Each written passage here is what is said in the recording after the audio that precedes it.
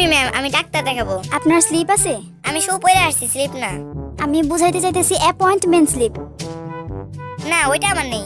কেন, ওইটা ছাড়া ডাক্তার দেখাতে পারবো না? ওয়েট, মাত্র 65 কেজি। মানে? কেন, আপনি তো মাত্র জিজ্ঞেস করলেন আমার ওয়েট, তাই আমি বললাম। শুনুন, আগামীকাল সকালবেলা আপনার প্রস্রাব টেস্ট করব। এই বোতলে আপনার প্রস্রাব নিয়ে আসবেন। তো টেস্ট কি আপনি করবেন না আপনার সহকারী করবে? আরে না, আমি নিজেই টেস্ট করব। প্রস্রাবের বোতল তো ঠিক আছে, কিন্তু চানাচুর আনলেন কেন? না, ভাবলাম খালি মুখে টেস্ট করবেন, ব্যাপারটা খারাপ দেখায় না, তাই চানাচুর আনলাম। চানাচুরের সাথে টেস্ট করে মজা পাবেন। ডাক্তার সাহেব, আমাকে তাড়াতাড়ি ওষুধ দেন, দাঁতের ব্যথায় সারা রাত ঘুমাতে পারি না। আপনাকেই তো আমি খুঁজছি। কেন?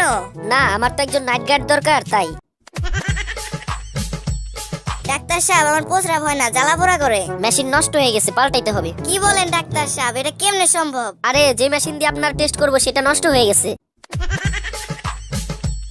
আচ্ছা, আপনার খাবার সবসময় ঢাকা রাখবেন। ঢাকা তো অনেক দূরে, কুমিল্লায় রাখলে চলবে?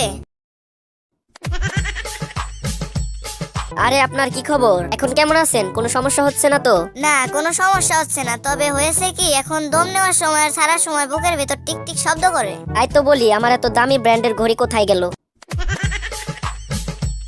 আচ্ছা ডাক্তার সাহেব, আপনি কি সত্যি বলতেছেন আমি চশমা নিলে পড়তে পারবো? নিশ্চয়ই, কেন পারবেন না? আমি তো আগে পড়তে পারতাম না, যাক, চশমা নিলে তাও পড়তে পারবো।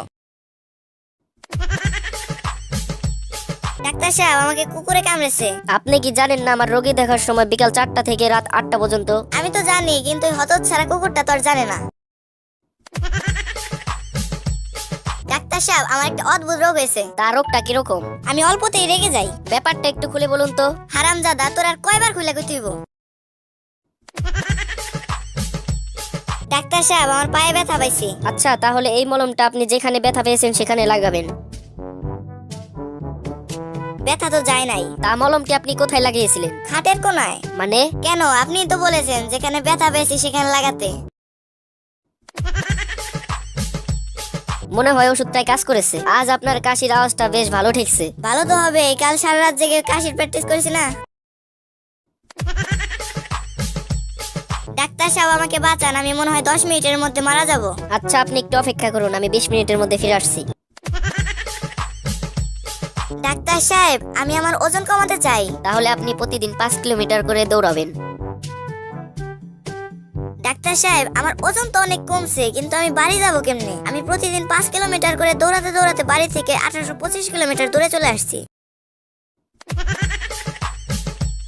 ডাক্তার সাহেব, আমার পেটে অনেক গ্যাস, কিন্তু ভালো দিকেই যে আমার গ্যাসে কোনো গন্ধও নেই, শব্দও নেই। এখানে বসে আমি 15-20 বার গ্যাস ছেড়েছি, কিন্তু কেউ টেরই পায়নি। এই ওষুধটা খান, আর 1 সপ্তাহ পরে আসবেন।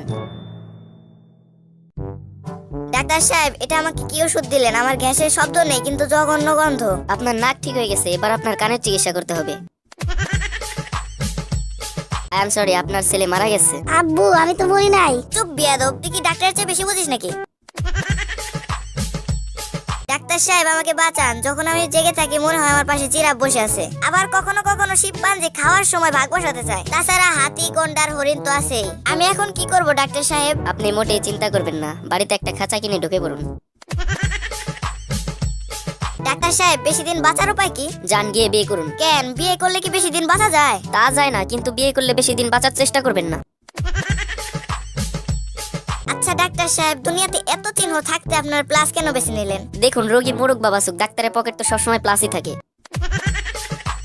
ডাক্তার সাহেব, আমার পাতলা পায়খানা হয়েছে, ওষুধ দেন। পাতলা তো বুঝলাম, কিন্তু কেমন পাতলা? অনেক পাতলা। ভালো করে বোঝান, কেমন পাতলা? এই মনে করেন আপনি মুখে কুলি করতে পারবেন।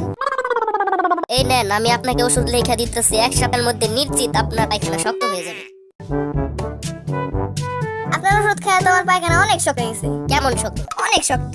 একটু ভালো করে বোঝান, কেমন শক্ত? এই মনে করেন আপনার দাঁত দিয়ে কামড়েও ভাঙতে পারবেন না। আপনার সমস্যা বলেন। আমার শ্বাস প্রশ্বাস নিতে কষ্ট হচ্ছে। চিন্তা করেন না, আমি ওটা বন্ধ করে দেওয়ার ব্যবস্থা করতেছি। ডাক্তার সাহেব, আমার পেটে অনেক ব্যথা। তো আপনার পায়খানা কেমন? গরিব মানুষ, পায়খানার কেমন হবে? 3 পাশে বেড়া আর সামনে ছিঁড়া কাপড়ের পর্দা। ডাক্তার সাহেব, আমি আমার স্বাস্থ্য কিভাবে ভালো করব? ভালো স্বাস্থ্যের জন্য প্রতিদিন খেলাধুলা করতে হবে। আমি তো প্রত্যেকদিন ক্রিকেট খেলি। তো কতক্ষণ খেলেন? এই যতক্ষণ মোবাইলের ব্যাটারিতে চার্জ থাকে। ডাক্তার সাহেব, সাহেব, আমি ঘোড়ার মতো কাজ করি, গরুর মতো খাই, কুকুরের মতো ক্লান্ত হয়ে পড়ি। এখন আমি কি করতে পারি? তো আমি কিভাবে বলবো? আমি তো আর পশুর ডাক্তার না। বলেন আপনার কি সমস্যা? আমার ভাত খাবার পর খিদা চলে যায়। আমি আপনাকে যে ওষুধগুলো লিখে দিয়েছি তা ঘুমানোর 5 মিনিট পরে খাবেন ও সকালে ঘুম থেকে ওঠার 10 মিনিট আগে খাবেন। ডাক্তার সাহেব, আমি আমার ওজন কমাতে চাই। ও তাহলে আপনি প্রতিদিন সকালে 2টা করে রুটি খাবেন, দুপুরে হাফ প্লেট ভাত খাবেন ও রাত্রে 1টা করে রুটি খাবেন। এগুলো কি খাবার আগে খাবো না খাবার পরে খাবো? আমার দেওয়া প্রেসক্রিপশনটা ফলো করছেন তো? করি নাই, করলে এতদিনে মরে যেতাম। কেন? ওইটা তো 4 তলার ছাদ থেকে পড়ে গেছিল।